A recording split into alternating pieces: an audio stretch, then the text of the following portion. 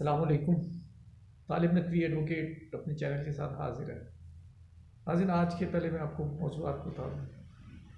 सबसे पहले तो ये इमरान खान ने अपने एक बयान में एक बात रवायत से हट के की है, और वो जो रवायत से हट के बात की है वो बेहतरीन बात है जिसे अपोजिशन की तरफ से निशाना बनाया जा रहा है।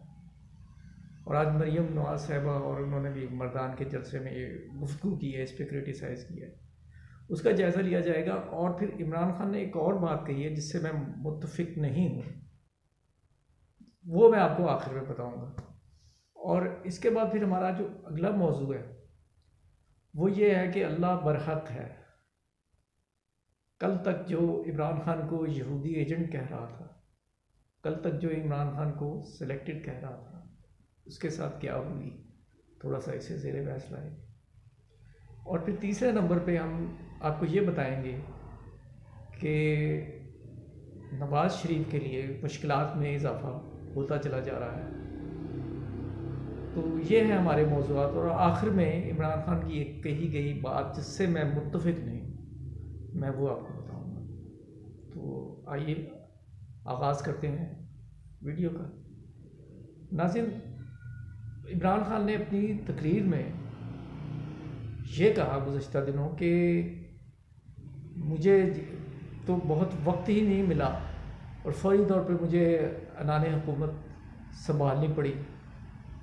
जबकि जो बाइडन को देखिए, या अमेरिका के सिस्टम का उन्होंने जिक्र किया कि इलेक्शन जीतने के बाद 1-2 माह गुजर जाते हैं, उसके बाद मशीरों का इंतखाब होता है, टीम सिलेक्शन का मौका निस्बतन ज़्यादा मिल जाता है।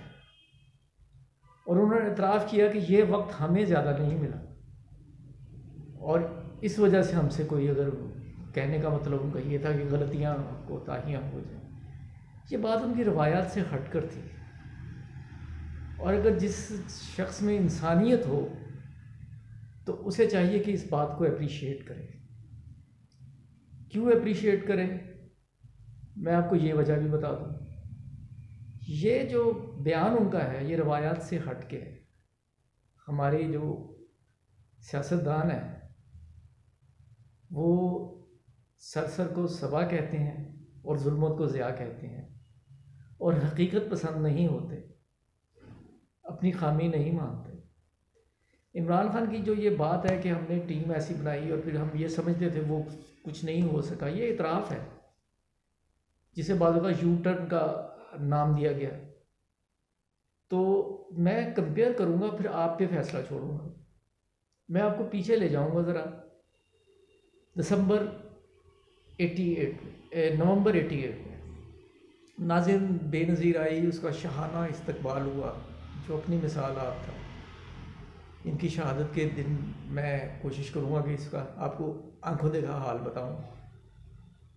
और बेनज़ीर साहब 18 नवंबर की इलेक्शन में पीपल्स पार्टी जीती और पीपल्स पार्टी को तकरीबन आई थिंक 92 सीट्स मिली, जबकि उस ज़माने के हिसाब से 107 सीटें दरकार थीं। फिर एमक्यूएम से अलाइंस हुआ। मेरा मकसद ये बताना नहीं, मेरा मकसद सिर्फ एक बात आपको बताना है।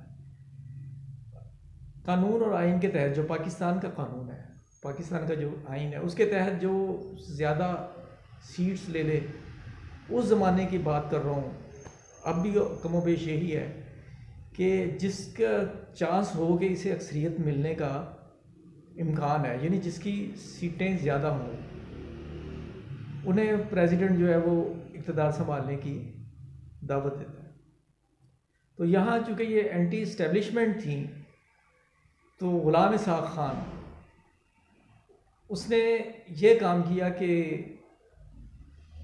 डिले करना शुरू कर दिया और उसने कहा कि हम सियासतदानों के, तमाम सियासतदानों से हम मुलाकातें करेंगे। वो मुलाकातें ये थी कि अगर आपके पास वक्त है, एंटी पीपी ताकतों को ये कहा गया, तो आप अपनी हुकूमत बना लो।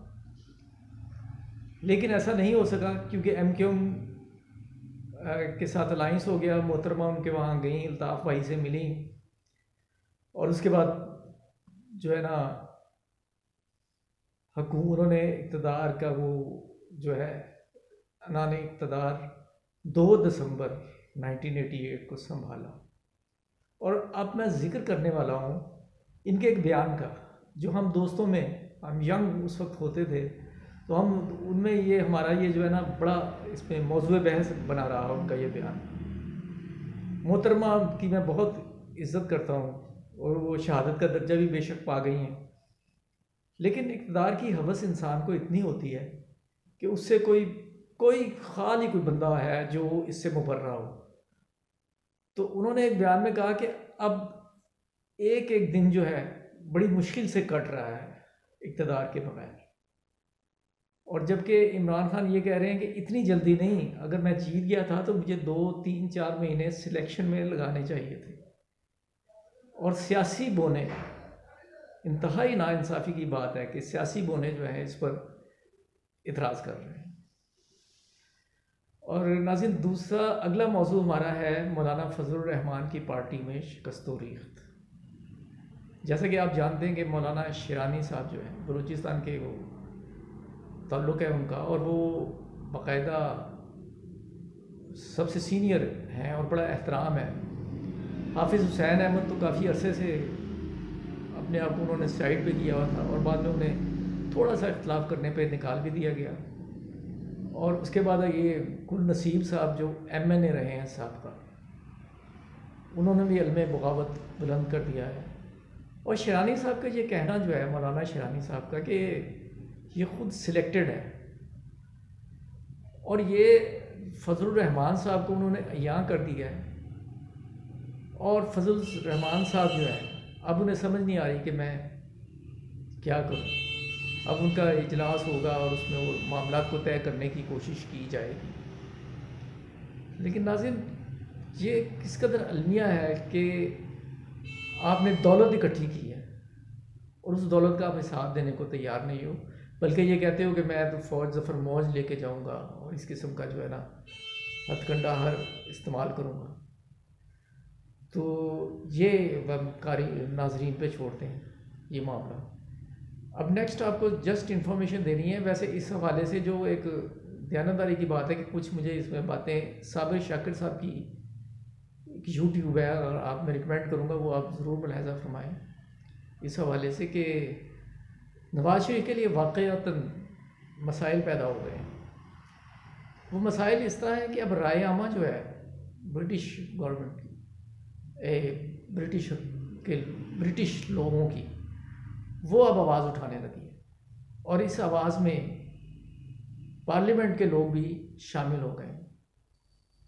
और अगर ये मामला पार्लियामेंट में आ गया तो फिर मसाइल के बढ़ जाने का अंदेशा है, क्योंकि इनकी पासपोर्ट की मुद्दत ख़त्म हो रही है और हुकूमत को भी इख्तियार है कि अगर वो कहीं और जाने की सोचें तो ये ब्लॉक कर दिया जाए, जैसा कि उन्होंने भी अपने उसमें बताया। ये बिल्कुल सही बताया उन्होंने, बतौर कानूनदान मैं ये जानता हूँ। तो अब उनके लिए रास्ता ये है, सऊदी अरब वाले सुना है उन्हें लेने से इनकार कर रहे हैं, और फिर वो UAE सेकंड ऑप्शन हो सकती है। अगर UAE जाएँ तो UAE के और पाकिस्तान के दरमियान एक्स्ट्राडिशन का मुआहदा मौजूद है, और इस मुआहदे की रूह से पब्लिक इंटरनेशनल लॉ के तहत उन्हें वापस लाया जा सकता है। तो देखिए क्या होता है। और बरतानिया में, लंदन में ख़ास तौर पे दुनिया भर के मनी लॉन्डर्स इकट्ठे हो गए, और इसी वजह से उन्होंने अनएक्सप्लेन्ड वेल्थ का कानून बनाया, और उसके बाद फिर वो नेशनल क्राइम सेल के तहत आपको पता होगा कि रियाज मलिक साहब से भी पैसे रिकवर किए गए अरबों रुपए। तो मेरी पिछली वीडियो की तसल्सल से मैं ये कहना चाहूँगा कि इमरान खान अपोजिशन के असाब शल कर रहा है। इमरान खान की ज़ात को उन्होंने कोई नुकसान नहीं पहुँचाया, कसूर उनका सिर्फ ये है कि उन्होंने मुल्क की दौलत लूटी है। और नाज़रीन, आखिर में मैंने ये कहा था कि इमरान खान की बात बहुत अच्छी थी, लेकिन उनके एक हिस्से से मैं मुत्तफिक नहीं हूँ। वो उन्होंने ये कहा कि पेंशन बोझ है। मैं इमरान खान साहब से कहना चाहूँगा कि क्या ये पेंशन सिर्फ पाकिस्तान में मिलती है, और क्या ये तरक्की पजीर ममालिक में मिलती है, तरक्की याफ्ता ममालिक में नहीं मिलती? हकीकत तो ये है कि दूसरे ममालिक में तो सीनियर सिटीज़न का और ज़्यादा ख्याल रखा जाता है, और इमरान साहब शायद आपको इस बात का इदराक ना हो कि बहुत से पेंशनर्स, बहुत से लोग इस आस पर नौकरी करते हैं कि इधर हम रिटायर होंगे तो हमारा पेंशन का सिलसिला शुरू हो जाएगा और हमें ग्रेजुएटी की शक्ल में इतनी रकम मिल जाएगी जिससे शायद हम 2 कमरे डाल लें या अपने बच्चों की शादियां कर लें। तो इन गरीब लोगों से ये हक ना छीना जाए।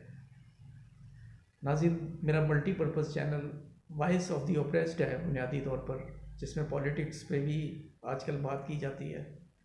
तो अगर पसंद आई है तो लाइक कर दें, कमेंट से नवाजें और सब्सक्राइब करके बेल आइकन को क्लिक कर दें। अस्सलाम।